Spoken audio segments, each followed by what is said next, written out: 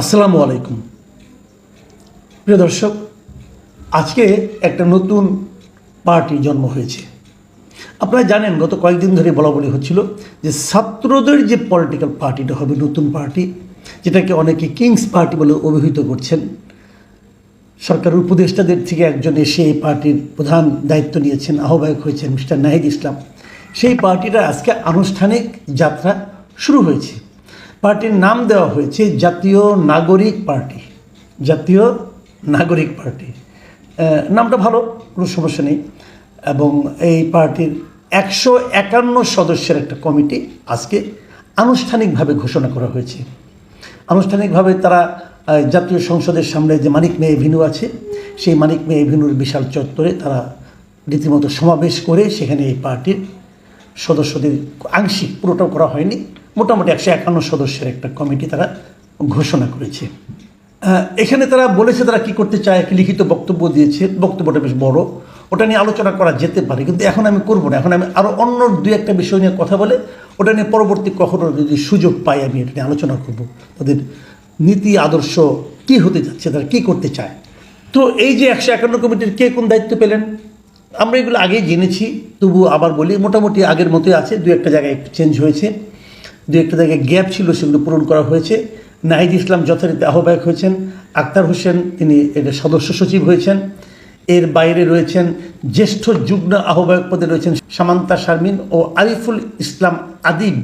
আর জ্যেষ্ঠ যুগ্ম সদস্য সচিব হয়েছেন দুজন, একজন হলেন তাসনিম জারা ও নাহিদ সরওয়ার নিভা। আর মুখ্য সংগঠক হচ্ছে দুটো, একটা দক্ষিণাঞ্চলের জন্য, একটা উত্তরাঞ্চলের জন্য। আমি আসলে বুঝিনি দক্ষিণাঞ্চল উত্তরাঞ্চলটা কী, মানে পুরো দেশটাকে তারা উত্তর দক্ষিণে ভাগ করেছে। এটা হতে পারে পূর্বাঞ্চল পশ্চিমাঞ্চলও হতে পারতো, কেন দক্ষিণাঞ্চল উত্তরাঞ্চল আমি জানি না। এর দক্ষিণাঞ্চলের মুখ্য সংগঠক হয়েছেন হাসনাত আবদুল্লাহ এবং উত্তরাঞ্চলের মুখ্য সংগঠক হয়েছেন সার্জিস আলম।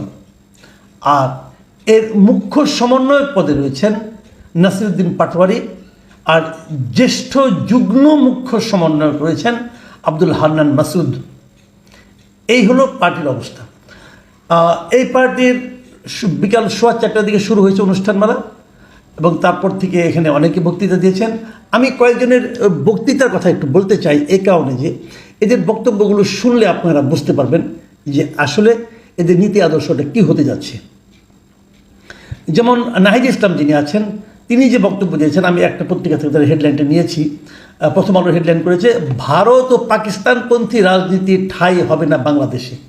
মানে উনি বলেছেন যে বাংলাদেশে রাজনীতি করতে হলে ভারতপন্থী অথবা পাকিস্তানপন্থী এটা চলবে না, এবং সেটা আমাদের মতো করে করতে হবে। যেমন ওনার ভাষায় যে বাংলাদেশে ভারত ও পাকিস্তানপন্থী রাজনীতির ঠাঁই হবে না, আমরা বাংলাদেশকে সামনে রেখে, বাংলাদেশের জনগণের স্বার্থকে সামনে রেখে রাষ্ট্রকে বিনির্মাণ করব।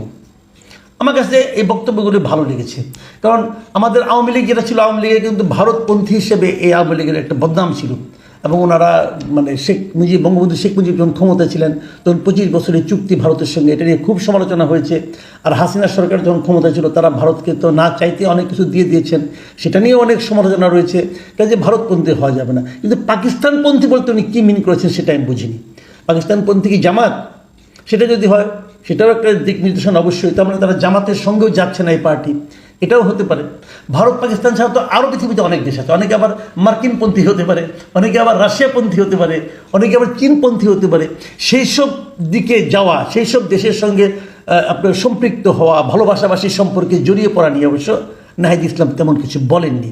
তা আমি বুঝতে পারছি না, কাজে ভারত পাকিস্তান না বলে যদি বলতেন আমরা কোনো বিদেশের কোনো রাষ্ট্রের সঙ্গেই ওই পন্থী হওয়া যাবে না, তাহলে সহজ হতো। নাকি এগুলি করতে চান আমি বলতে পারবো না। আরেকটা জিনিস যদি বলেছেন যে এটা স্লোগানের মতো বলেছেন যে তুমি কে আমি কে বিকল্প বিকল্প, স্লোগানটা তুলে ধরেছেন এবং বলেছেন বিকল্পের জায়গা থেকে এই নতুন দলের আত্মপ্রকাশ। এটা একটা সিগনিফিক্যান্ট কথা যে বিকল্পের জায়গা থেকে। এখন বিকল্পটা কিসের বিকল্প? সব কিছুর বিকল্প হওয়াটা কিন্তু সবসময় আবার ভালো না। সব কিছুরই বিকল্প হয় না, আর সব কিছুরই বিকল্প করতে হবে কেন? যে জিনিসটা ভালো চলছে তারও বিকল্প করতে হবে কেন? তা আমি জানি না এগুলো কেবল স্লোগান কিনা অথবা আরও কি। আর এটা বলেছেন আজকের মঞ্চ থেকে শপথ, বাংলাদেশকে বিভাজিত করা যাবে না। বিভাজিত হচ্ছে না, বিভাজনের রাজনীতি তো আপনারাও শুরু করেছেন। আপনার মুখ থেকে অনেক কথা এসেছে যেগুলো নাকি বিভাজনকে স্পষ্ট করে দিয়েছে। যা হোক, তারপরে আপনি বলেছেন, আমরা এটা দেখতে চাই আপনি কী করেন। আমি বরং হাসনাত আবদুল্লাহর বক্তব্যটা আপনাদের একটু বলি। হাসনাত আবদুল্লাহ কী বলেছেন, যে আমরা নিশ্চিত করতে চাই এদেশ থেকে পরিবারতন্ত্র কবরস্থ হয়েছে। এদেশে কামারের ছেলে প্রধানমন্ত্রী হবে, এদেশে কুমারের ছেলে প্রধানমন্ত্রী হবে, এদেশে যোগ্যতার ভিত্তিতে নেতৃত্ব উঠে আসবে।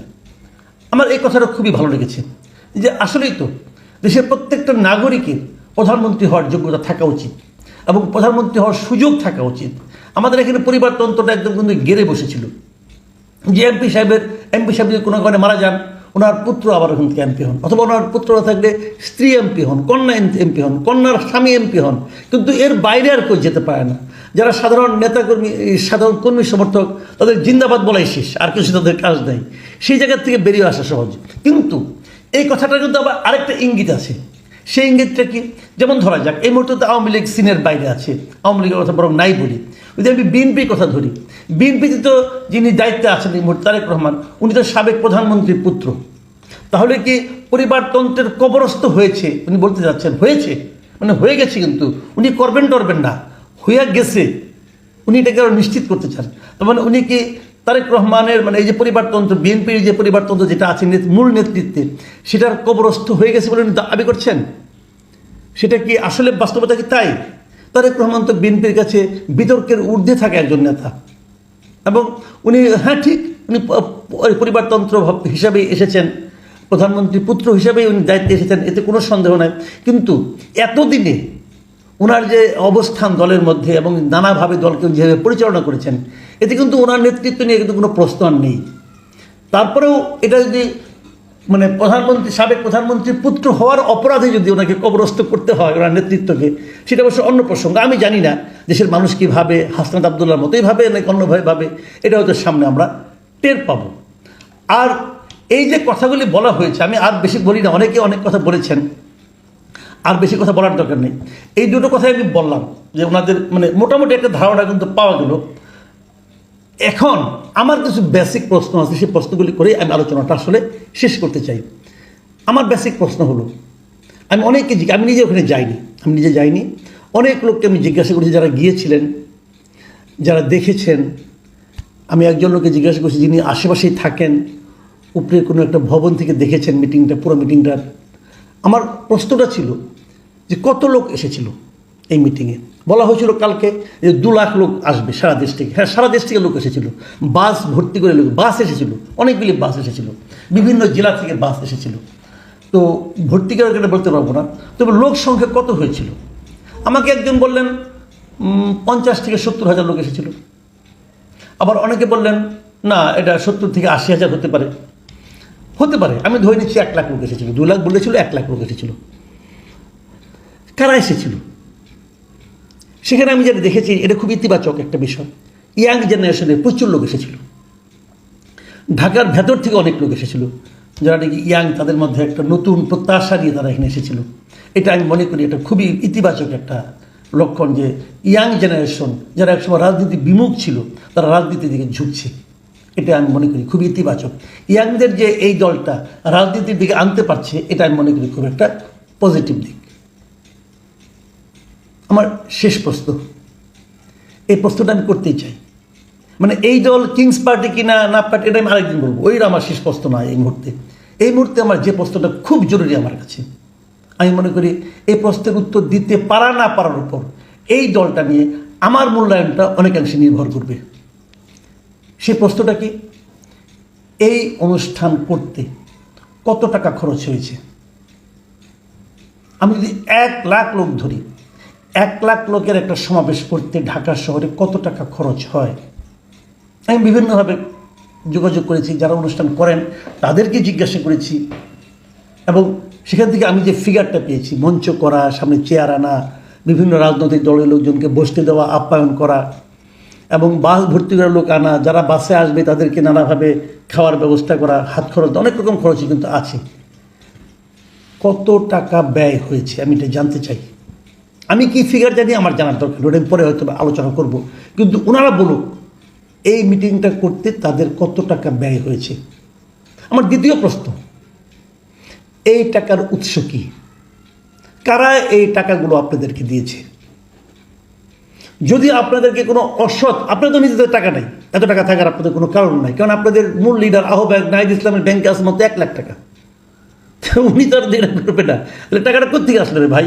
আপনারা কেউ জমিদারের পুত্র না। হাসনাত আব্দুল্লাহ তো বলেছে কৃষকের পুত্র যাতে নাকি প্রধানমন্ত্রী হতে পারে, কাজে এখানে মানে বিশাল বড়লোকের কোনো পুত্রকন্যা আছে বলে আমার কাছে মনে হয় না। টাকাটা কোথেকে আসলো ভাই, এটা আমি জানতে চাই। এই টাকাটা যদি একজন চোরাকারবারি দেয়, একজন অর্থ পাচারকারী দেয়, একজন অসৎ ব্যবসায়ী দেয়, সে কেন দিয়েছে? সে কেন দিয়েছে? আপনাদেরকে ভালোবেসে দিয়েছে? আপনাদেরকে সে কেন ভালোবেসেছে? ভালোবাসা তো এমনি এমনি হয় না। তারা যদি দেশের ভালোই চাইতো তাহলে সে অসৎ হইতো না।